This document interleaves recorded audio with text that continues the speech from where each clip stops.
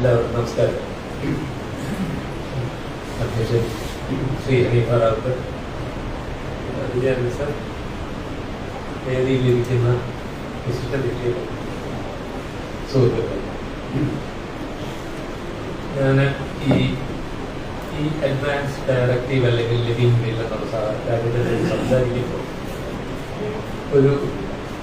അത് പറയുന്നതിന് മുമ്പ് ഒരു കാര്യം എടുത്ത് പറഞ്ഞുകൊണ്ട് ഞാനും പ്രശാന്തൊക്കെ പാലിയേറ്റീവ് കെയർ ചെയ്യുന്നവരാണ്. ഒരുപാട് പേരിൽ ഒരു തെറ്റിദ്ധാരണയുള്ളത് പാലിയേറ്റീവ് കെയർ എന്ന് പറഞ്ഞാൽ മരിക്കുന്നവരുടെ ശുശ്രൂഷകൾ മരണത്തോടടുത്തത്. അതുകൊണ്ട് എന്ത് പറ്റുമെന്ന് വെച്ചാൽ സാധുക്കളൊക്കെ നേരത്തെ എത്തും. ഒരു മധ്യവർഗം, മിഡിൽ ക്ലാസ് അല്ലെങ്കിൽ സ്വല്പം പോക്കറ്റിൽ വല്ലതും ഉള്ളവരൊക്കെ ഈ വരുന്നത് സാധാരണയാണ്. ഒരു ഫോൺ കോൾ വരുന്നു, ഇങ്ങനെയാണ് എൻ്റെ അച്ഛൻ്റെ കാര്യം, അപ്പോൾ കൊണ്ടുവരട്ടെ, ശരി കൊണ്ടുവന്നോളൂ. ഒരു 8 മണിക്കൂർ കഴിയുമ്പോൾ ഒരു കോൾ കൂടെ വരും, ഇല്ല വരുന്നില്ല, അച്ഛൻ പോയി. നമുക്ക് സ്വീകരിക്കാൻ പ്രയാസമാണ് മരണത്തോടടുത്തു. അതുകൊണ്ട് തന്നെ ഈ അവസാനം വരെ ആളുകളോട് കഷ്ടപ്പെടുന്നത് ഒരുപാട് സംഭവിക്കുന്നുണ്ട്. അപ്പോൾ തുടങ്ങുന്നതിന് മുമ്പ് പറഞ്ഞോട്ടെ, പാലിയേറ്റീവ് കെയർ എന്ന് പറഞ്ഞാൽ ആരോഗ്യ സംബന്ധമായ ഏത് ദുരിതത്തിനും ഉണ്ടാകും. അത് ക്യാൻസർ ആവാം, ഏതെങ്കിലും ഒരു ഡിമെൻഷ്യ ആവാം, എന്ത് രോഗവുമാകും, കരൾ രോഗമാവാം, വൃക്കരോഗമാവാം. അപ്പോൾ രോഗചികിത്സയോടൊപ്പം തന്നെ രോഗം കൊണ്ടുള്ള ബുദ്ധിമുട്ടുകൾ കുറയ്ക്കുന്നത്, വേദനയായാലും ശ്വാസം മുട്ടായാലും മാനസിക പ്രശ്നമായാലും സാമൂഹിക പ്രശ്നമായാലും അതിന് പരിഹാരം ഉണ്ടാക്കാൻ ശ്രമിക്കുന്നതാണ് പാലിയേറ്റീവ് കെയർ. അതുകൊണ്ട് ഇന്നത്തെ സബ്ജക്റ്റ് മാത്രമല്ല പാലിയേറ്റീവ് കെയർ എന്ന് പറഞ്ഞിട്ട് പറയാനുണ്ട്. അപ്പോൾ വിജയൻ സാറ് ഞാൻ നേരത്തെ പ്രിപ്പയർഡ് ആയിട്ട് വരേണ്ടതായിരുന്നു. വിജയൻ സാർ ഇങ്ങനെ കുറെ പോയിന്റ്സ് പറഞ്ഞത് എഴുതി വെക്കണമായിരുന്നു. ഇതൊക്കെ പ്രധാനമായിട്ട് എടുത്ത് പറയേണ്ട കാര്യങ്ങളാണ്. എന്നെക്കാളും പ്രായം കുറഞ്ഞ ഒരു മൂത്ത സഹോദരനായിട്ട് ഞാൻ വിചാരിക്കുന്ന ആളാണ് വിജയൻ സാർ. ഈ എത്ര ഭംഗിയായിട്ട് സാർ അനലൈസ് ചെയ്തിട്ട് ഇങ്ങനെ പോയിന്റ്സ് പറഞ്ഞു തന്നുകൊണ്ടുള്ളത് ആവശ്യം. ഇത് റെക്കോർഡിങ് ഉണ്ടെങ്കിൽ പിന്നീട് ആ ഭാഗം എനിക്കൊന്ന് വേണം. കാരണം ഇതൊക്കെ പബ്ലിക്ക് ഒരു അറ്റൻഷന് കൊണ്ടുവരേണ്ട പ്രധാന പോയിന്റ്സ് ആണ്. അപ്പൊ ഇനി ഞാൻ ഈ വിഷയത്തിലേക്ക് കടക്കുന്ന നമ്മൾ ചോദിച്ചത്, ഈ ഇരിക്കുന്നവരില് എത്ര പേർക്ക് സ്വന്തം മരണത്തെപ്പറ്റി ചിന്തിക്കാൻ കഴിവുണ്ട്? ചെറുപ്പക്കാരുണ്ടെന്ന് എനിക്കറിയാം. അവരുൾപ്പെടെ എന്നെ ചോദിക്കുന്നത്, എത്ര പേർക്ക് സ്വന്തം മരണത്തെപ്പറ്റി ചിന്തിക്കാൻ കഴിവുണ്ട്? ഒട്ടനീതാ പൊങ്ങി കത്ത കൈ, 2 കൈ നിന്ന് ഒന്നുകൂടെ കൈ ഉള്ളവരെല്ലാം പെട്ടെന്ന് ഒന്നിച്ചൊന്ന് കൈ വെക്കാം. ഇപ്പോഴേ പ്രശ്നം തിരിഞ്ഞ് നോക്കിയവർക്കൊക്കെ മനസ്സിലായി. സാധാരണ ഒരു സദസ്സിലാണെങ്കിൽ ഏതാണ്ട് 3-1 കൈ പൊങ്ങേണ്ടതാണ്. ഇവിടെ ഒരു 5-1 പൊങ്ങിയുള്ളൂ. 5-4 പേർക്കും അതിനെപ്പറ്റി ചിന്തിക്കാൻ ധൈര്യമില്ലായിരുന്നു എന്ന് ഞാൻ പറയാം. ഇതിപ്പോ എനിക്ക് എങ്ങോട്ടാ കൈ പൊക്കാത്തവർക്കൊക്കെ അമരത്വം ആശംസിക്കാം. എല്ലാ നന്മയും വരട്ടെ. ഇനി അഥവാ അത് കിട്ടിയില്ലെങ്കിൽ നമ്മൾ എന്ത് ചെയ്യുന്നുള്ളത് കൂടെ ആലോചിച്ചു. ഈ കുറച്ചു കാലം മുമ്പേ ഡൽഹിയിൽ വെച്ച് ഇതിനൊക്കെ കുറച്ചു കാലമായി, 3-4 വർഷമായി ഇതിനെപ്പറ്റി ചർച്ച ചെയ്യാൻ ഒരു മീറ്റിംഗ് നടന്നിരുന്നു. അപ്പോൾ സന്ധ്യയെപ്പോലെ കുറച്ചുകൂടെ പ്രായമുള്ള ഒരു ലോയർ അവിടെ ലീഗൽ കാര്യങ്ങൾ സംസാരിക്കാൻ തയ്യാറായിട്ട് വന്നിരുന്നു. കുറെ നേരം ഞങ്ങളുടെ വാചകം കേട്ട് വെച്ചിട്ട് അദ്ദേഹം ഒരു ചോദ്യം ചോദിച്ചു. എനിക്ക് മനസ്സിലാവുന്നില്ല, ഇതിനൊക്കെ നിയമത്തിന്റെ ആവശ്യമുണ്ട്. നിങ്ങൾ ഡോക്ടർമാർ പറയുന്നതല്ലേ ഞങ്ങൾ അനുസരിക്കുന്നത്? സാധാരണ എന്താണ് ചെയ്യേണ്ടതെന്ന് ഡോക്ടർമാരല്ലേ തീരുമാനിക്കേണ്ടത്? പക്ഷേ ഇത് നന്നായിട്ടൊന്ന് ആലോചിക്കേണ്ട ഒരു കാര്യം. ശരിക്ക് ചെയ്യേണ്ട ചികിത്സാ നടപടി എന്താണെന്ന് തീരുമാനിച്ച് അത് ചെയ്യാനുള്ള ചുമതല ഞങ്ങൾ ചെയ്തിരുന്നെങ്കിൽ വെറുതെ ഈ സുപ്രീം കോടതിയുടെ സമയം ഒന്നും കളയേണ്ട അല്ലേ? ഞങ്ങൾക്കെന്ന് പറഞ്ഞാൽ വൈദ്യശാസ്ത്ര സമ്പ്രദായത്തിന് വീഴ്ച പറ്റി കയ്യിൽ കുറെ ഉപകരണങ്ങളൊക്കെ കിട്ടിയപ്പോൾ എവിടെയോ ജീവിതമൊക്കെ നമുക്ക് എങ്ങനെയെങ്കിലും മുമ്പോട്ട് കൊണ്ടുപോകാമെന്നുള്ളൊരു അഹങ്കാരം കയ്യിൽ വന്നപ്പോൾ മരണത്തെ സ്വീകരിക്കാൻ ഞങ്ങൾ മറന്നു. അതിന് ഹനീഫർ ഇടയ്ക്കൊന്ന് ഹിന്ദി ഇതുപോലെ വേറെ സ്ഥാപിത താല്പര്യങ്ങൾ ഉണ്ടായിരിക്കും. പക്ഷേ ഇവിടെ ഈ കൈ പൊങ്ങാത്തതുപോലെ ഡോക്ടർമാർക്ക് ബുദ്ധിമുട്ടുണ്ട്. ഡോക്ടർമാരുടെ സദസ്സിലും ചോദിച്ചാൽ മൂന്നിലൊന്ന് കൈ പൊങ്ങും, ചില കൈ എന്തായാലും പൊങ്ങില്ല എന്നുള്ള മട്ട് മടിയിരിക്കും, ചില കൈ ഇങ്ങനെ ഒന്ന് അനങ്ങും. പൊങ്ങണോ വേണ്ടയോ, എനിക്ക് ധൈര്യമുണ്ടോ ഇല്ലയോ സംശയിക്കും. ഇവിടെ പ്രശാന്തൻ ഞാൻ ഡോക്ടറൊക്കെ പ്രധാനം ചെയ്യുന്ന വൈദ്യ സമ്പ്രദായം കൺഫെഷൻ. ഞങ്ങളുടെ പണി ചെയ്തില്ല. മരണത്തെ നിരാകരിക്കാൻ ഞങ്ങൾ ശ്രമിച്ചു. എന്നിട്ട് ഇപ്പോ എവിടെ എത്തി? എനിക്ക് ഏതാണ്ട് 78 വയസ്സായി. എന്നോട് ദൈവം പറഞ്ഞിട്ടുണ്ട് 90 വയസ്സ് വരെ ആരോഗ്യമായിട്ടിരിക്കുമെന്ന്. പറഞ്ഞത് ദൈവം തന്നെയാണെന്ന് ഞാനങ്ങ് ഉറച്ച് വിശ്വസിക്കുക. ആയിരിക്കുമല്ലേ? ആയിരിക്കും. ഇനി അങ്ങനെ അല്ലെങ്കിലും, ഇനി അങ്ങനെ ആണെങ്കിലും ഒരു അവസാനം വന്നാൽ ഞാൻ ആശുപത്രിയിൽ ചെന്നാൽ ഒരു ഇന്ത്യയിലെ ഒരു 1/3 ഹെൽത്ത് കെയറെ പബ്ലിക് സെക്ടറിലുള്ളൂ. കേരളത്തിൽ അതിലും കുറവാണ്. ഹെൽത്ത് കെയർ കൂടുതലും കിട്ടുന്നത് പ്രൈവറ്റ് സെക്ടറിലാണ്. അതിൽ സന്നദ്ധ സംഘടന നടക്കുന്ന ചാരിറ്റബിൾ ഇൻസ്റ്റിറ്റ്യൂഷൻസ് ഓരോന്നൊന്നായിട്ട് അടഞ്ഞു തുടങ്ങിയിട്ട് 10 വർഷമായി. ഞങ്ങൾ ജോലി ചെയ്തിരുന്ന ആശുപത്രിയും ഞങ്ങളിപ്പോൾ വാടകയ്ക്കെടുത്ത ആശുപത്രിയും ഒക്കെ പ്രൈവറ്റ് ആശുപത്രിയായിട്ട് ചെറിയ ചെറിയ ആശുപത്രികൾ അടച്ചുപൂട്ടിയതാണ്. വലിയ വലിയ കോർപ്പറേറ്റ് മാത്രമേ ഉള്ളൂ. അപ്പൊ ഈ 1/2 ആരോഗ്യ സമ്പ്രദായം അവിടെയാണെന്ന് പറഞ്ഞെടുത്ത് ഈ ഹെൽത്ത് കെയർ അവിടെ നിൽക്കുന്നു. അച്ഛന് നല്ല ആശുപത്രി കൊണ്ടുപോക്കളയാണെന്ന് എൻ്റെ മോൻ തീരുമാനിച്ചാൽ ഈ നല്ല ആശുപത്രിയുടെ ഡെഫിനേഷൻ എല്ലാവർക്കും അറിയപ്പെടുന്ന ഏറ്റവും വലിയ ആശുപത്രികൾ. അവിടെ എൻ്റെ സ്ഥിതി മോശമാണെങ്കിൽ, ഞാൻ മരണത്തോടെടുത്തതാണെങ്കിൽ മിനിറ്റുകൾക്കകം ഞാൻ ICUവിനകത്ത് എത്തിപ്പെട്ട് കഴിഞ്ഞിരിക്കും. അവിടെ അത് വേണ്ട, അച്ഛൻ പറഞ്ഞിട്ടുണ്ട് ICU യൂണിറ്റ് വേണ്ട എന്ന് ചോദിക്കുമ്പോൾ ശരിക്ക് എൻ്റെ ബ്രദറിലേക്ക് സംഭവിച്ചതാണ്. പറഞ്ഞിട്ടുണ്ട് വേണ്ട എന്ന് പറഞ്ഞപ്പോൾ ഡോക്ടർ ഇച്ചിരി ദേഷ്യത്തിൽ ചോദിച്ചു, അല്ല എന്താ പറയുന്നേ, ഓക്സിജൻ കാണാൻ പിന്നെ വേറെന്ത് ചെയ്യാനാ? ഈ വേറെന്ത് ചെയ്യാനാണെന്ന് അദ്ദേഹത്തിന്റെ മകൻ അറിഞ്ഞൂടെ?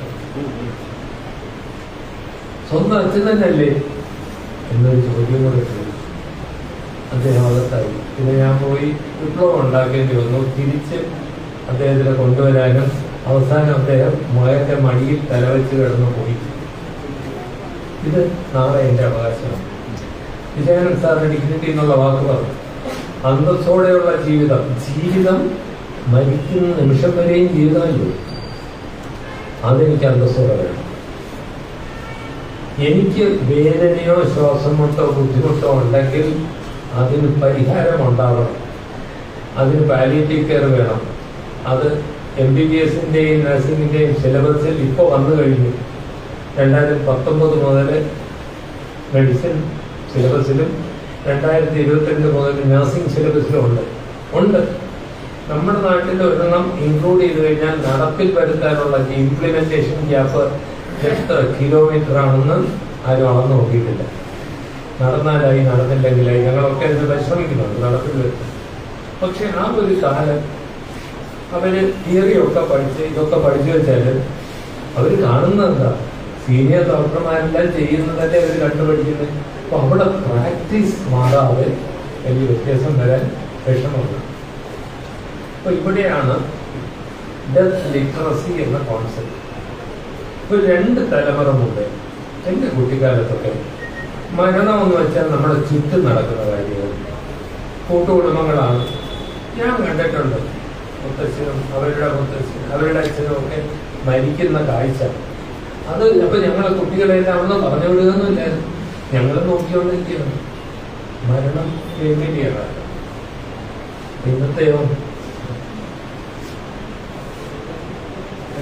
ഒരു ഡോക്ടർ, അദ്ദേഹത്തിന്റെ മകൻ അല്ല മരുമകൻ ഒരു 45 വയസ്സിലെ ക്യാൻസറായിട്ട് മരിച്ചപ്പോൾ ഞാൻ അവിടെ ചെന്നപ്പോൾ അവരുടെ രോഗിയുടെ മകൻ ഒരു 15 വയസ്സുകാരൻ ഇങ്ങനെ ബാഗിൽ പുസ്തകങ്ങളും ഒക്കെ നിറച്ചു, ഒരു ഇൻസ്ക്രൂട്ടബിൾ ഫേസ്. പരീക്ഷ SSLC പരീക്ഷ നടക്കുന്നു. അതിനിടയ്ക്ക് അച്ഛൻ മരിച്ചാൽ പരീക്ഷയുടെ അവതാളത്തിലാവുമല്ലോ, അവനെ ബന്ധുവീട്ടിലേക്ക് മാറ്റുക. മരണം സ്ട്രേഞ്ചറാണ്, മരണം നമുക്ക് അപരിചിതമാണ്. അപ്പൊ ഈ 2021 പബ്ലിഷ് ചെയ്ത ഈ ലാൻഡ്സെറ്റ് കമ്മീഷൻ റിപ്പോർട്ട് എന്ന് പറയും, വാല്യൂ ഓഫ് ഡെത്ത് എന്നാണ് പറയുന്നത്. അതിൽ പറയുന്നത് today society is death illiterate, മരണ നിരക്ഷരത. നമുക്കവിടെ മരണ സാക്ഷരത കൊണ്ടുവരും. മരണത്തെപ്പറ്റി ആലോചിക്കാൻ നമുക്ക് കഴിയണം, അതിന് പ്ലാൻ ചെയ്യാനും കഴിയണം. അത്യാവശ്യം ഇല്ലെങ്കിൽ എന്ത് സംഭവിക്കുമെന്ന് പറഞ്ഞാൽ, ഞാൻ സാറിന്റെ മകനെ പോലെ ഞാനും അനസ്തെറ്റിസ്റ്റായിരുന്നു. ഞാൻ ഇന്റൻസീവ് കെയർ ഒക്കെ ചെയ്യുമായിരുന്നു. അവിടെ എന്താ സംഭവിക്കുന്നത് അറിയാം. ഇന്റൻസീവ് കെയർ വളരെ വില പിടിച്ച ഒരു സാധനമാണ് കേട്ടോ. നമുക്ക് പെട്ടെന്നൊരു തിരിച്ചു വരാനൊക്കുന്ന ഒരു രോഗമാണെങ്കിൽ അവിടെ ഓരോ ശരീരവയവത്തിൻ്റെ പ്രവർത്തനം അളക്കും, ഹൃദയം എങ്ങനെ പമ്പ് ചെയ്യും എന്നുള്ളത് അളക്കും. അപ്പോൾ അത് കുറഞ്ഞാൽ ഉടനെ നമുക്കവിടെ ഇന്റർവ്യൂൻ ചെയ്യാം. അപ്പം ബാക്കി വൃക്കയൊന്നും തകരാറില്ലാതെ രക്ഷിക്കാം. ഇന്റൻസീവ് കെയർ ആവശ്യമാണ്. രോഗത്തിൽ നിന്ന് തിരിച്ച് ജീവിതത്തിലേക്ക് വരാൻ സാധ്യതയുള്ളപ്പോൾ ഇല്ലാത്തപ്പോൾ ചെയ്യുന്നത് വൾഗർ ഒബ്സീൻ ഇൻജസ്റ്റിസ്. എന്തുകൊണ്ടെന്ന് വെച്ചാല് അതില് കണ്ടിട്ടുണ്ടോ? കുറച്ചു പേരൊക്കെ കണ്ടു കാണും അല്ലേ? ഞാൻ ഈ പറയുമ്പോൾ ചിലർ നന്നായിട്ട് വേദനിക്കുകയും ചെയ്യും. കാരണം സ്വന്തം ഉറ്റബന്ധു ഈ ഐസിയൂണിൽ കിടന്ന് പോയ അനുഭവം ഉള്ളവര് 5 മിനിറ്റ്, രാവിലെ 5 മിനിറ്റ്, വൈകുന്നേരവും ഈ 5 മിനിറ്റ് റെസ്പെക്റ്റിന് ഞാൻ പ്രശ്നം. ഈ 10 മിനിറ്റ് ആയാലും എന്താ കുഴപ്പം പറ്റുക? ആ മനുഷ്യൻ അവിടെ ഇരുന്ന മകനോ മകളോ ഭാര്യയോ ഭർത്താവോ ഒക്കെ പോയി ഒന്ന് കൈപിടിച്ചാൽ എന്താ കുഴപ്പം? അടുപ്പിക്കുമോ? ഇങ്ങനെ നോക്കിയിട്ട് കണ്ണീരം തുറച്ചിട്ട് പൊക്കോണം, തേങ്ങലടക്കിയിട്ട്. ഈ കുറച്ച് അസാങ്കത്യങ്ങളോ. ഇപ്പൊ 2000 വർഷം വരെ, 25 വർഷം മുമ്പ് വരെ ഇങ്ങനെ മരിക്കുന്നവരെ ഇന്റൻസീവ് കെയർ ഹോസ്പിറ്റലിൽ അടച്ചിട്ടില്ലായിരുന്നു. ഇപ്പോൾ അത് വൈഡ് പ്രാക്ടീസ്. 10-25 വർഷത്തിൽ ഇത് ലോകം മുഴുവൻ അങ്ങനെയാണെന്ന് വിചാരിക്കണ്ടായിരുന്നു. ഒരുപാട് പൈസയുള്ള യൂറോപ്യൻ യൂണിയൻ രാജ്യങ്ങളിൽ അടുത്ത കാലത്ത് പബ്ലിഷ് ചെയ്ത പഠനമനുസരിച്ച് അവിടെ രോഗത്തിൽ നിന്ന് സാധാരണ ജീവിതത്തിലേക്ക് ഒരു തിരിച്ചു വരവിന് സാധ്യതയില്ല എന്നുള്ള അവസ്ഥ എത്തിയാൽ ഏതാണ്ട് 90%, 89.6% ആൾക്കാർ ഈ ഇന്റൻസീവ് കെയറിൽ നിന്ന് മാറ്റി പാലിയേറ്റീവ് കെയർ കൊടുക്കും. ഇന്ത്യ സാർ പറഞ്ഞപോലെ അപ്പോൾ പാലിയേറ്റീവ് കെയറിൽ അതീത പ്രധാനമാണ്. അത് ഇന്ത്യയിലെ പ്രശ്നമുണ്ട്. കാരണം അദ്ദേഹത്തിന് ശ്വാസമുണ്ടെങ്കിൽ അതിന് ആശ്വാസം കിട്ടണം. പക്ഷെ ഇന്ത്യയിൽ അവിടെ 90% കൃത്രിമ ഉപാധികളിൽ നിന്ന് മാറ്റുന്നെങ്കിൽ ഇവിടെ 30% കൃത്രിമ ഉപാധികളിൽ മാറ്റുന്നു. അത് തന്നെയും പാലിയേറ്റീവ് കെയറില്ലാതെ വളരെ ക്രൂരമായ രീതിയിലാണ്. 70% പേരും ഒരിക്കൽ ആ വെന്റിലേറ്ററിൽ കയറി പോയാൽ അതിൽ കിടന്ന് മരണമെന്ന പ്രക്രിയ ഇങ്ങനെ വലിച്ചു നീട്ടി ആഴ്ചകളോ ഒക്കെ നീട്ടി ഓരോ നിമിഷവും ക്രൂരമായ വേദന അനുഭവിച്ചു ജീവിതം കഴിയുക. 55 മില്യൺ, അതായത് 5.5 കോടി മനുഷ്യർ ഇന്ത്യയിൽ 2015 കണക്കാണ്, ഇപ്പോൾ കൂടിക്കാണ്, രോഗസംബന്ധമായ ചികിത്സ കൊണ്ട് ദാരിദ്ര്യക്ക് താഴെ പോയി. 5.5 കോടി, ഏതാണ്ട് 4% പോപ്പുലേഷനിൽ കൂടുതലായി. ഒരു വർഷം കൊണ്ട് ഞങ്ങളുടെ ആരോഗ്യ ദാനമാണ് കുടുംബത്തിന് ഈ പാപ്പരാക്കുക. ഇതൊക്കെ ഇതിന്റെ കോൺസിക്വൻസസ് ആണ്. അപ്പോൾ ഇതിനെപ്പറ്റി ചിന്തിക്കാൻ വലിയ താല്പര്യമില്ലാത്ത ആൾക്കാരോടും കൂടെ ഞാനിത് പറഞ്ഞു. കാരണം ചിന്തിച്ചാൽ ഒരുപാട് പ്രയോജനമുണ്ട്. ചിന്തിച്ചാലും ചിന്തിച്ചില്ലെങ്കിലും മരണം വരും. അതിനെ ഫേസ് ചെയ്യാൻ അല്പം ഇപ്പോൾ സാധിച്ചാൽ നമുക്ക് ഭാവിയിലേക്ക് വലിയ പ്രയോജനമാണ്. ഞങ്ങളുടെ വൈദ്യശാസ്ത്രം ചെയ്യാത്തത് കൊണ്ട് അവസാനം സുപ്രീം കോടതി ചെയ്തു. ഞാൻ സാറും പറഞ്ഞ പോലെ 2018 സുപ്രീം കോടതി വിധിയിൽ കുറെ പ്രൊസീജിയറൽ പ്രോബ്ലംസ് ഉണ്ടായിരുന്നു. അത് കഴിഞ്ഞ് നടക്കാത്ത കുറെ പ്രോസസ്സ് വെച്ച് ദുരുപയോഗം തടയാനായിട്ട് അതിനെ ഒന്ന് ലഘൂകരിച്ച് ചില കോംപ്ലിക്കേറ്റഡ് പ്രൊസീജിയറൊക്കെ ഇപ്പോഴും ഉണ്ട്. എന്നാലും ഈ പുതിയ നടപടി വന്നിട്ടുണ്ട്. അതനുസരിച്ച് നിങ്ങൾ ഈ ഫോം ഫില്ല് ചെയ്തു. നിങ്ങൾക്ക് അല്ലെങ്കിൽ ഞാൻ ചെയ്ത് പറയും, ഞാൻ ഈ ഫോം ഫില്ല് ചെയ്തു. എനിക്ക് തീരുമാനങ്ങൾ സ്വയം എടുക്കാൻ വയ്യാത്ത ഒരു അവസരം വന്നാൽ എനിക്ക് പകരം തീരുമാനമെടുക്കാൻ ഞാൻ 3 പേരെ ഇതിൽ നെയിം ചെയ്തിട്ടുണ്ട്. ഞാൻ സാറേ അതെൻ്റെ മക്കളല്ല, അവർ നാട്ടിലില്ല എന്നുള്ളത് മാത്രമല്ല കാരണം. അവരോട് ഞാനിപ്പോൾ പറഞ്ഞിട്ടുണ്ട്. പക്ഷെ സാറ് പറഞ്ഞതുപോലെ അവർ എമോഷണലായിട്ട് ഒരുപാട് സഫർ ചെയ്യും. അവസാനം ഞാനും കൂടെ ഒപ്പിട്ട് കൊടുത്തിട്ടാണ് എൻ്റെ അച്ഛന് കൊലയ്ക്ക് കൊടുത്തത് എന്നൊരു വിചാരം അവർക്കുള്ളിലുണ്ടാകും. ഞാൻ ഈ പറഞ്ഞ 3 പേരെ നെയിം ചെയ്തത് എനിക്ക് വളരെ വേണ്ടപ്പെട്ടവര്, എൻ്റെ മക്കൾക്കും എൻ്റെ ഭാര്യയ്ക്കും നന്നായിട്ട് അറിയാവുന്നുള്ള ഒരു വിശ്വാസമുള്ള 3 പേരെ വെച്ചിട്ടുണ്ട്. അപ്പൊ നമ്മൾ ഒരു 3 പേരുടെ പേര് പറയണം. അത് മകനാകാം, മകളാവാം, ആവാം. അവർക്ക് എമോഷണലി അത് ഹാൻഡിൽ ചെയ്യാൻ പറ്റുന്നുണ്ട്. അവൈലബിൾ ആയ ആളാവണം. ടിംബുക്ടൂര് ജോലി ചെയ്യുന്ന ആളുടെ പേര് വെച്ചിട്ട് വലിയ കാര്യമൊന്നും ഉണ്ടാവില്ല. കുറേയൊക്കെ വീഡിയോ കോൾ വെച്ച് നടക്കുമായിരിക്കും. എന്നാലും ആകുന്നിടത്തോളം ഇവിടെ അവൈലബിൾ ആളായാൽ നല്ലത്. ഇത് 3 പേരും കൂടെ നമുക്ക് വേണ്ടി തീരുമാനമെടുക്കുന്നത്. 3 പേര് കൊടുത്തില്ല. ആദ്യത്തെ ആളാണ്, ആ ആളിനാണ് തീരുമാനമെടുക്കാൻ കഴിയും. അദ്ദേഹം അവൈലബിൾ അല്ലെങ്കിൽ മാത്രം രണ്ടാമത്തെ ആള്, രണ്ടാമത്തെ ആൾ അവൈലബിൾ അല്ലെങ്കിൽ മാത്രം മൂന്നാമത്തെ ആൾ തീരുമാനമെടുക്കുന്നു. എന്നിട്ട് ഈ ഫോം ഫില്ല് ചെയ്ത് ഒരു ഗസറ്റഡ് ഓഫീസർ ഒപ്പിടും.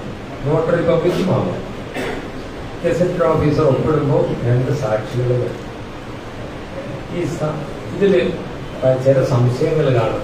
ഇത് ചെയ്തു വരുമ്പോൾ ഇനിയിപ്പോ ഒരു കോപ്പി എടുത്തു വെച്ചിട്ടുണ്ട് എല്ലാവർക്കും തരാൻ.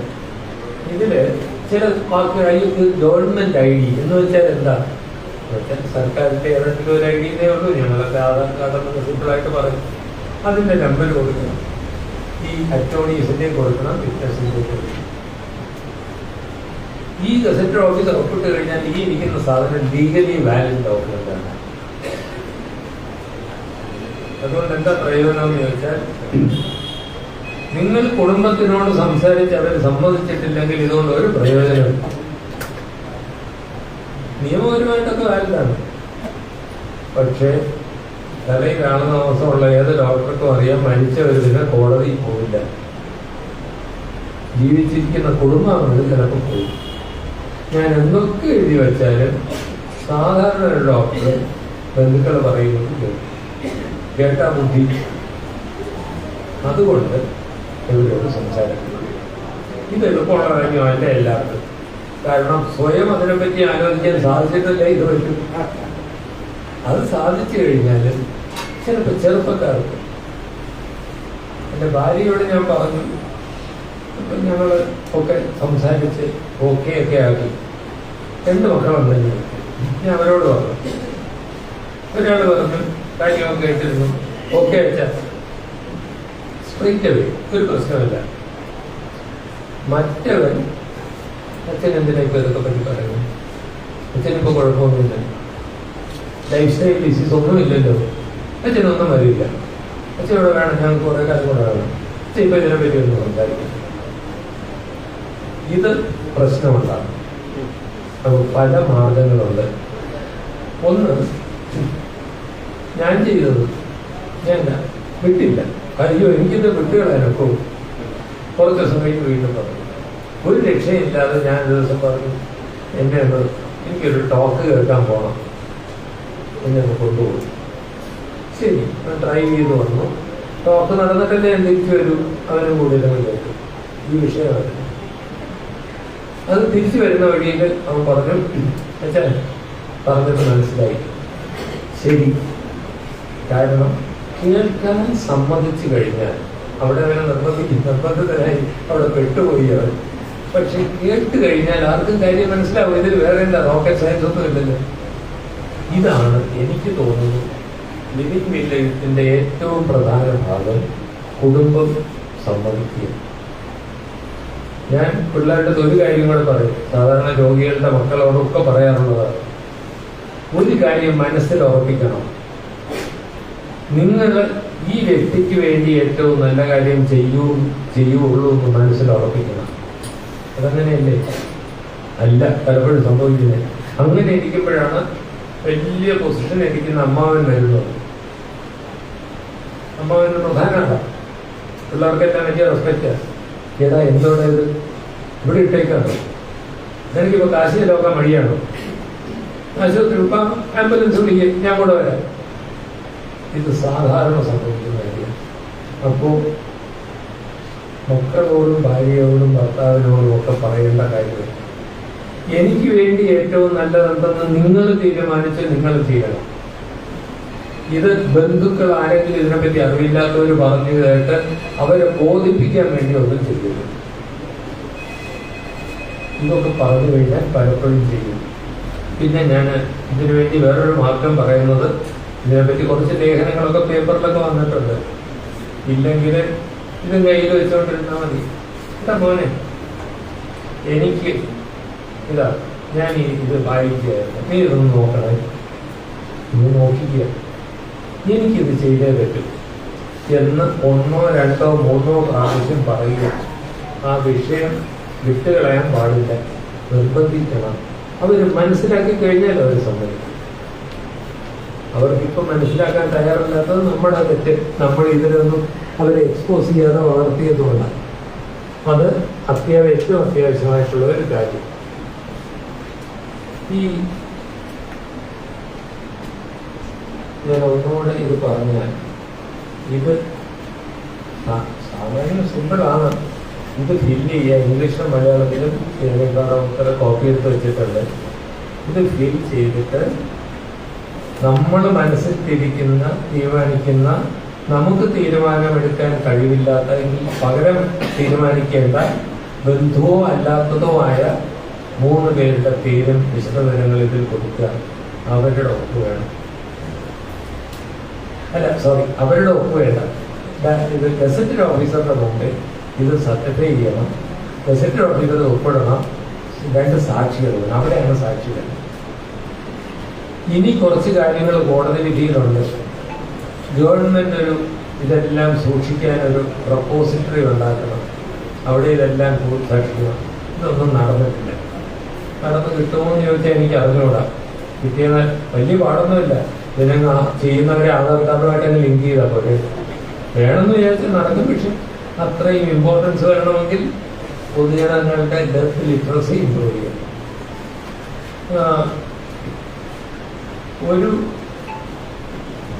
ബുദ്ധിമുട്ട് വരാൻ സാധ്യതയുള്ളത്, ഇതിന്റെ കോപ്പി ജുഡീഷ്യൽ ഫസ്റ്റ് ക്ലാസ് മജിസ്ട്രേറ്റിന് അയക്കണം എന്നാണ് പറയുന്നത്. അയക്കണമെന്നേ പറഞ്ഞിട്ടുള്ളൂ. ജുഡീഷ്യൽ ഫസ്റ്റ് ക്ലാസ് മജിസ്ട്രേറ്റിന്റെ പെർമിഷൻ ഒന്നും വേണ്ട. ഇതെങ്ങനെ അയക്കും? ജുഡീഷ്യൽ ഫസ്റ്റ് ക്ലാസ് മജിസ്ട്രേറ്റിന്റെ അഡ്രസ് എന്താ? ഇങ്ങനെ പല സംശയവും വേണം കോപ്പി അയക്കാൻ. അപ്പോൾ കർണാടകത്തില് വിജയൻ സാറ്, അവിടെയും സാറാണ് സഹായിച്ചത്. സാറ് പരിചയപ്പെടുത്തിയ ആളാണ് അതിന് മുഴുവൻ സഹായിച്ചത്. സാറിന്റെ ഒരു സുഹൃത്താണ് അവിടുത്തെ additional chief secretary Uma Mahadevan Das Gupta. അവര് ആരോഗ്യ വിഭാഗത്തിലല്ല, എന്നാലും അവര് ഡയറക്റ്റ് ലീഡർഷിപ്പ് എടുത്ത് ചെയ്ത ഒരു കാര്യം. അവിടെ ഈ തീരുമാനത്തിന് 2 ബോർഡ് വേണം. മൂലമലയാണ്. ഞാൻ ആശുപത്രിയിലാണ് കിടക്കുന്നതെങ്കിൽ ആദ്യം 3 ഡോക്ടർമാർ തീരുമാനിക്കണം, പ്രൈമറി മെഡിക്കൽ ബോർഡ്, ശരി അദ്ദേഹത്തിന് തിരിച്ച് ജീവിതത്തിലേക്ക് വരാൻ സാധ്യത കുറവാണ്, അദ്ദേഹം പൊക്കോട്ടെ എന്ന് തീരുമാനിക്കണം. അത് കഴിഞ്ഞാൽ DMO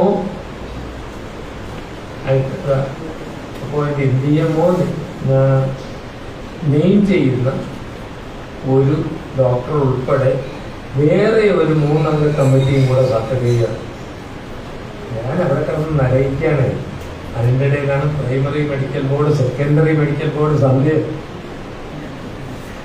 ഞാനിപ്പോൾ ആ ലീഗൽ കാര്യങ്ങളെല്ലാം സന്ധ്യയുടെ അങ്ങോട്ടാണ് നോക്കുന്നത്.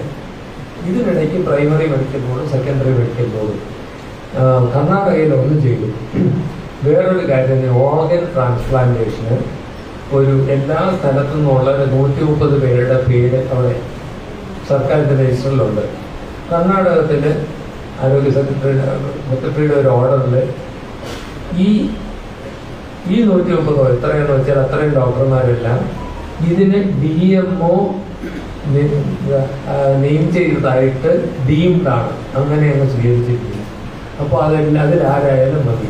അവരെല്ലാം ഇതൊക്കെ പഠിപ്പിക്കേണ്ട ഒരു ചുമതലയുണ്ട്, പക്ഷെ അത് നടക്കുന്നുണ്ട്.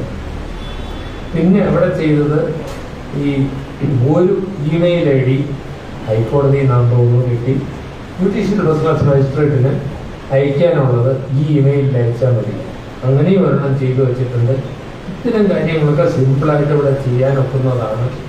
ഇനി ജുഡീഷ്യൽ ഫസ്റ്റ് ക്ലാസ് മജിസ്ട്രേറ്റിന് ഒരു പോസ്റ്റിലെ അയക്കാൻ പറ്റുള്ളൂ എന്ന് വെച്ചാൽ ഒരു കുഴപ്പമില്ല. അവരത് അംഗീകരിച്ചു എന്നൊന്നും പറയേണ്ട ആവശ്യമില്ല. പക്ഷെ ഈ ഫോർമാലിറ്റീസ് ഒക്കെ കൂടെ സർക്കാർ തലത്തിൽ സിംപ്ലിഫൈ ചെയ്താൽ വളരെ നന്നായിരിക്കും.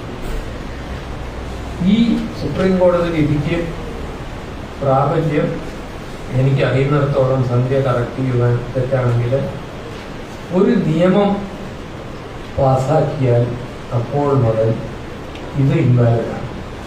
അതായത് പാർലമെന്റ് ഒരു നിയമം പാസാക്കുക, അല്ലെങ്കിൽ കേരളത്തിലെ ലെജിസ്ലേറ്റീവ് അസംബ്ലി ഒരു നിയമം പാസാക്കിയാൽ കേരളത്തിന് മാത്രം ഇതല്ല പ്രാബല്യം. അത് കുറച്ചുകൂടെ സിമ്പിളായിട്ട് വേണമെങ്കിൽ ചെയ്യാം. അബദ്ധത്തിനെങ്ങാനും കുറച്ചുകൂടെ കോംപ്ലിക്കേറ്റഡ് ആയാൽ പാലയും ആവും.